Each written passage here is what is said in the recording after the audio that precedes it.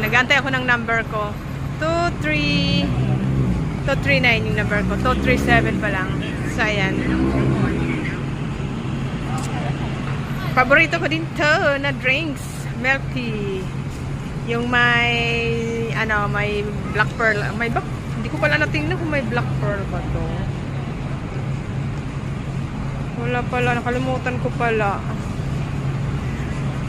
Basta, importante maano yung ko. Uhaw.